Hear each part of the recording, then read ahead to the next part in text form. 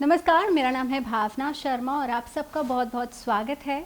मैं एक एस्ट्रोलॉजर हूँ, मैं न्यूमरोलॉजी भी करती हूँ, मैं वास्तु एक्सपर्ट भी हूँ, साथ ही में टैरो कार्ड रीडिंग भी मैं करती हूँ।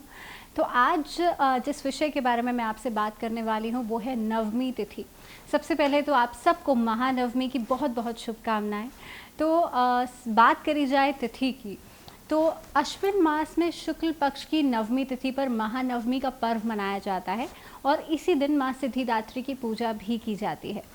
इस तिथि को लेकर के कन्फ्यूजन ये थी कि अष्टमी और नवमी तिथि एक पड़ रही थी, लेकिन उस कन्फ्यूजन को हमने क्लियर किया आप लोगों के साथ, क्योंकि इस बार 24 अक्टूबर को सुबह 6:58 से नवमी तिथि की शुरुआत हो जाएगी, जो कि रहेगी 25 अक्टूबर की मॉर्निंग के तक। उसके बाद दशमी तिथि लग जाएगी।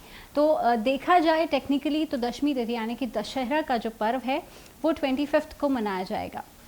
अब बात कर लेते हैं कि इस दिन का क्या विधि विधान रहेगा, कैसे कन्या पूजन आपको करना है। तो सबसे पहले जान लीजिए कि माँ सिद्धिदात्री, जिन लोगों ने पूरे 8 दिन तक भी पूजा नहीं करी है या व्रत नहीं रखा है, अगर माँ सिद्धिदात्री की पूजा सिर्फ एक दिन आप कर लेते हैं तो आपके जीवन में अपार सफलता आपको मिलती है और पूरे 9 दिन का फल आपको मिलता है।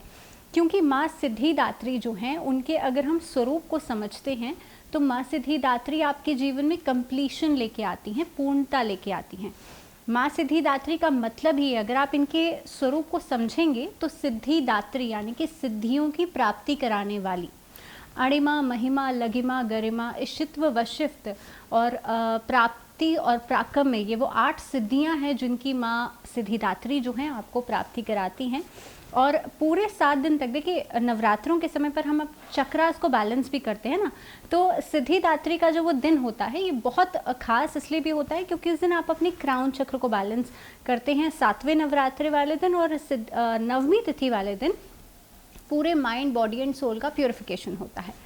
अब आपको करना क्या है? कन्या पूजन इस बार जो आप करेंगे, क्योंकि कोरोना काल भी चल रहा है, तो कोशिश आपको ये करनी है कि आप सारा प्रसाद जो है वो बनाएं। प्रसाद बनाते समय आपका जो मुख होना चाहिए वो पूर्व दिशा की तरफ होना चाहिए। दूसरी बात, जब आप कन्याओं को बिठाएंगे तो उन्हें घर के नॉर्थ ईस्ट डायरेक्शन में, जहाँ पर आपने अपना पूजा स्थान बना रखा है, वहीं पर ईशान कोण में आपको कन्याओं को बिठाना है। और उसके बाद आपको खुद कोशिश करना है कि आप पूर्व दिशा की तरफ होकर के मुख करके बैठें और आप कन्या पूजन के समय पर जो आपने खेतरी बोई थी वो उनको प्रसाद के रूप में ज़रूर दें, वो कन्याओं के प्रसाद में आप ज़रूर रखें।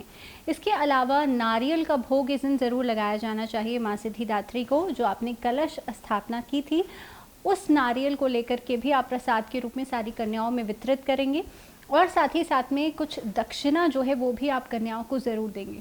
देखिए कन्या पूजन के दौरान जो चने का प्रसाद होता है ना, उसका सिग्निफिकेंस ये होता है कि जब आप पूरी, हलवा, चने देते हैं तो चने जो होते हैं वो कहीं ना कहीं पे जब आप कन्याओं में वितरित करते हैं उससे आपके जीवन में से शनि दोष जो है वो खत्म हो जाता है। तो हर चीज़ का एक अलग सिग्निफिकेंस है।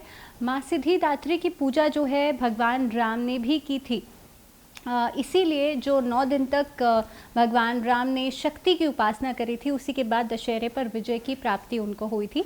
तो अगर आपके जीवन में खास तौर पे आप किसी एक एम को पाना चाहते हैं, आप किसी पर्टिकुलर किसी चीज़ को हासिल करना चाहते हैं, किसी स्थान पर विजय प्राप्त करना चाहते हैं, तो माँ सिद्धिदात्री की पूजा ज़रूर करें।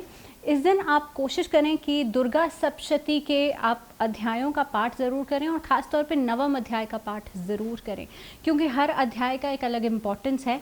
तो इसीलिए इस दिन नवम अध्याय का पाठ आप लोग ज़रूर करें। और साथ ही में क्योंकि माँ सिद्धिदात्री जो हैं वो भी पार्वती जी का ही स्वरूप मानी जाती हैं, तो इस दिन आप माँ पार्वती जी की भी पूजा ज़रूर करें।